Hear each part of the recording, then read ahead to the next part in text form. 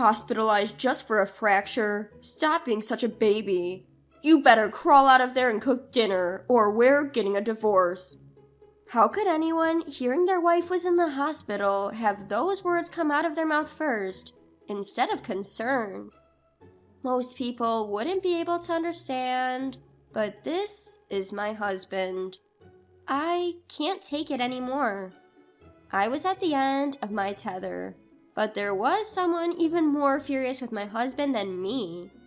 That was none other than his own parents.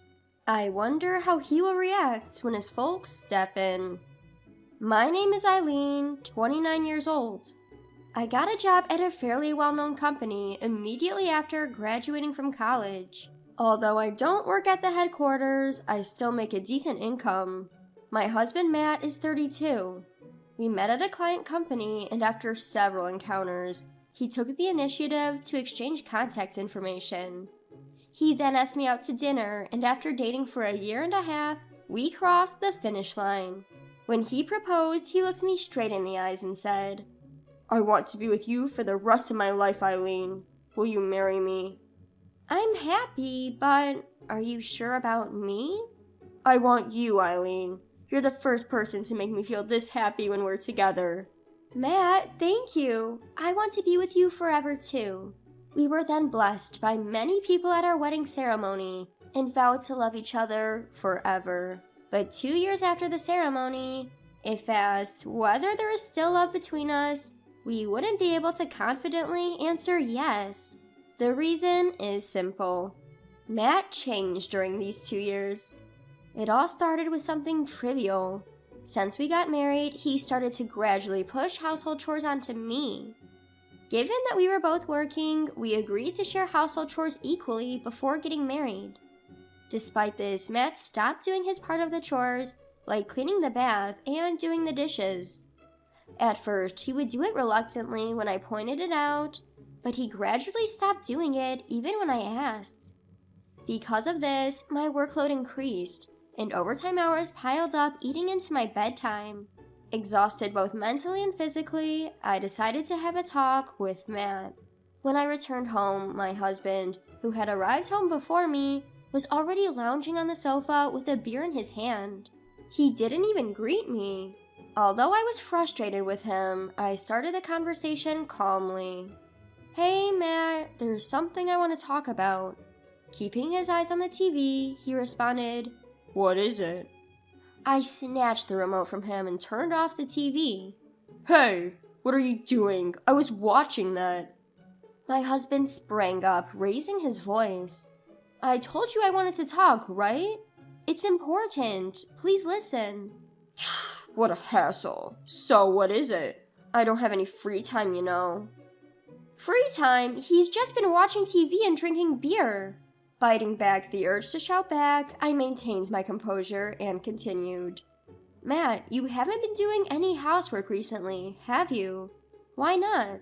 We agreed to share the chores since we both work, didn't we? Isn't it obvious? Because doing housework isn't something I should be doing. What do you mean? Cleaning the bathroom and doing the dishes were your responsibilities, weren't they?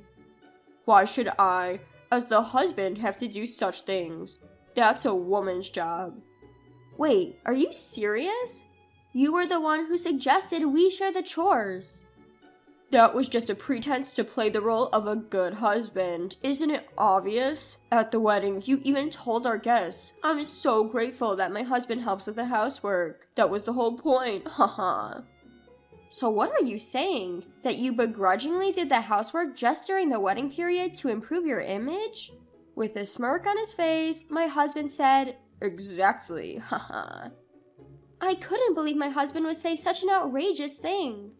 The shock left me at a loss for words. I'm tired from working overtime too. After coming home later than you, how dare you say such a thing to me? Just a reminder, your looks and figure are below average, okay? What?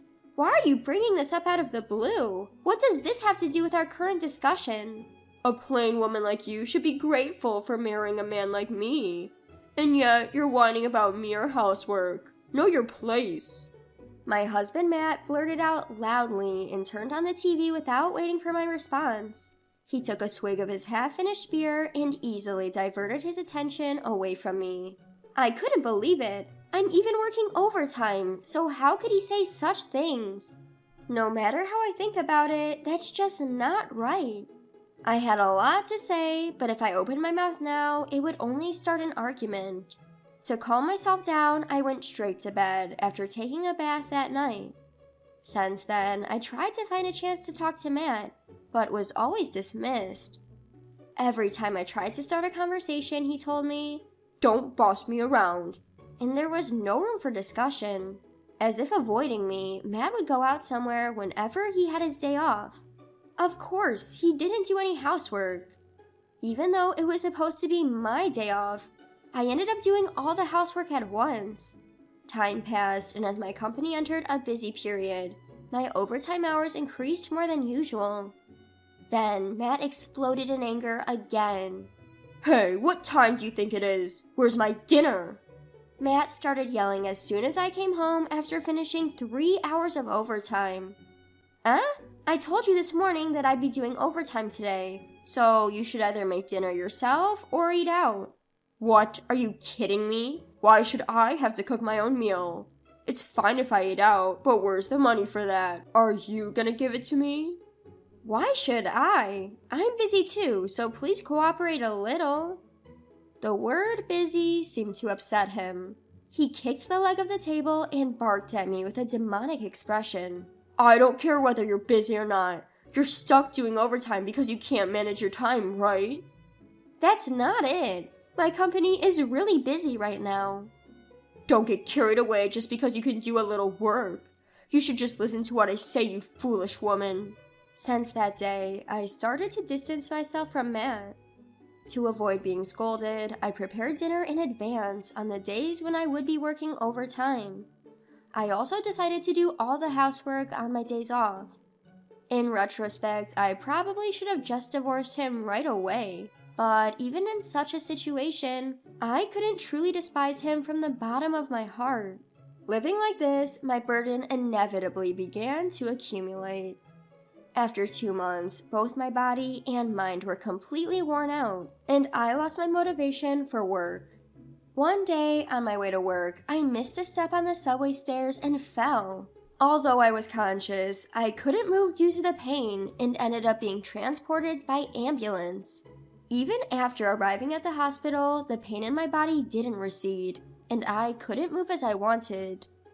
Once all the examinations were done, the doctor came into my room and said, "You fractured your leg and have bruises on your arm and back.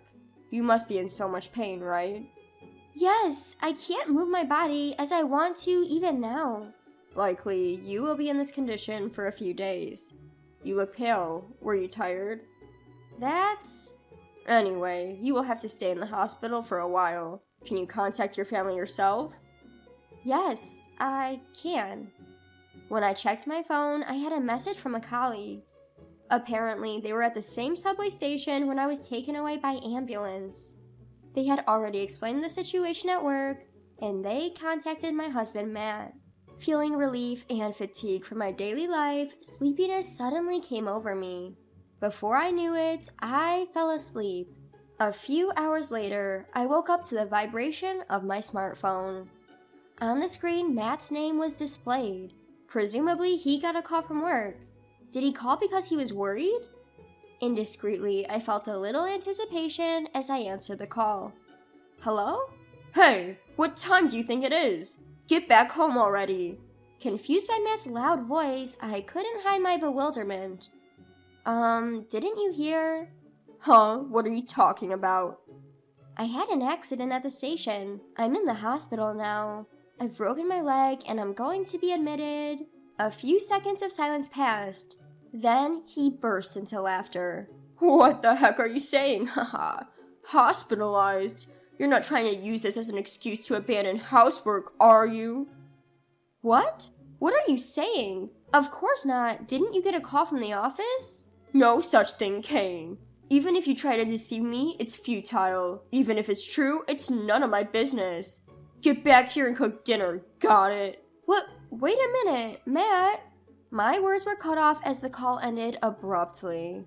How could he say such a thing so casually? Isn't it normal to worry when you hear that your wife has been hospitalized? To Matt, am I just a convenient existence to do housework? Exhausted, I laid down on the bed again. A text from Matt appeared on my phone. If you're not coming home, I'll order takeout. You're paying. The moment I saw the stark, emotionless message, all my feelings were suddenly cleared. It's foolish to be troubled anymore. The moment I considered divorce, there was a knock on my hospital room door. When I saw who had entered, I couldn't believe my eyes. What? My father-in-law and mother-in-law? Why? My in-laws lived far away, and apparently they weren't on good terms with Matt. So even after our marriage, I hardly ever saw them, maybe once a year at most. I couldn't understand why they were here.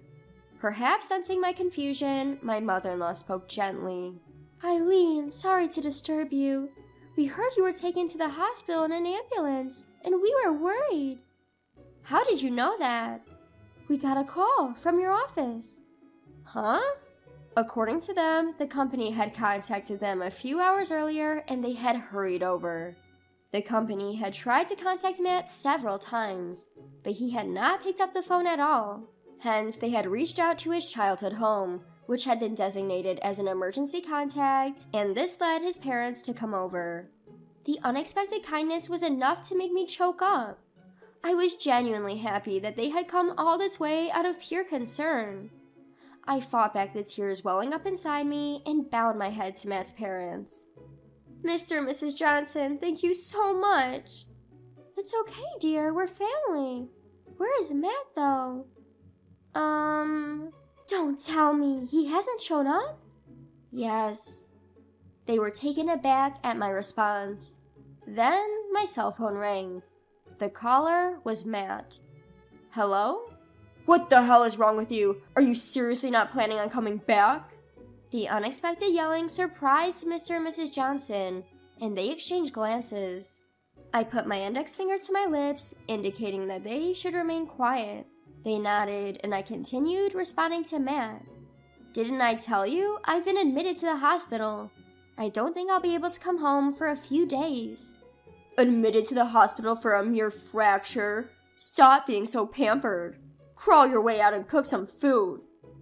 Mrs. Johnson, about to exclaim, was stopped by Mr. Johnson. Matt, continuing his tirade, oblivious to the fact that his own parents were listening in. Just to let you know, if you refuse, we're getting a divorce, all right? Haha.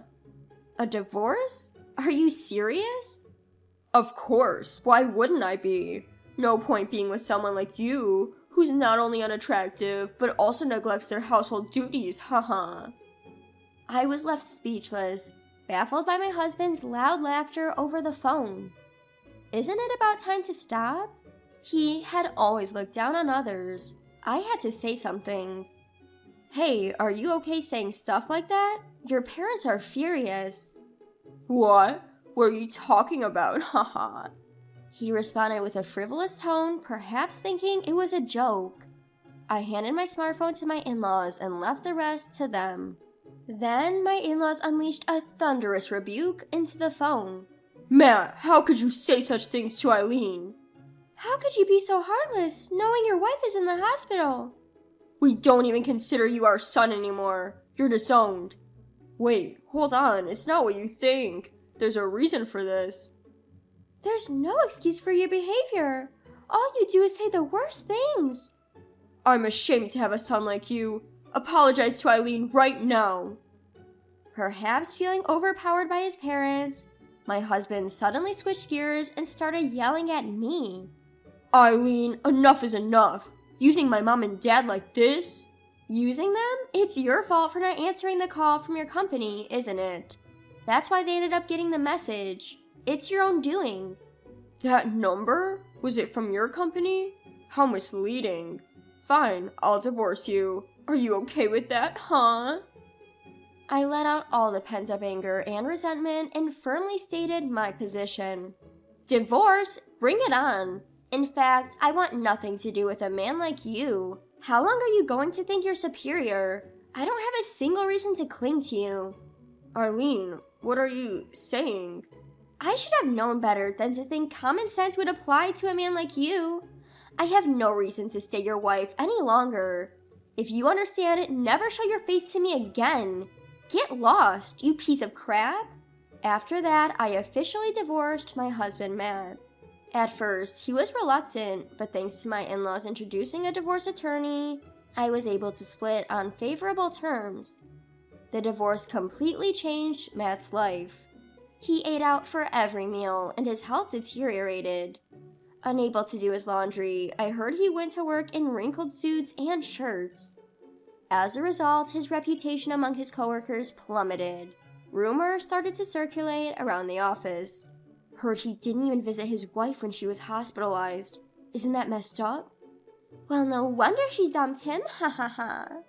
Eventually, Matt started to miss work without notice. Without anyone on his side, it's probably only a matter of time before he's forced to quit. On the other hand, I was discharged from the hospital and was able to go back to work as usual. Although I am now a divorcee, my job kept me busy, so the impact was less than I expected. And if the opportunity to meet a good person comes along again, next time I'll make sure to properly assess them. All for the sake of finding true happiness this time.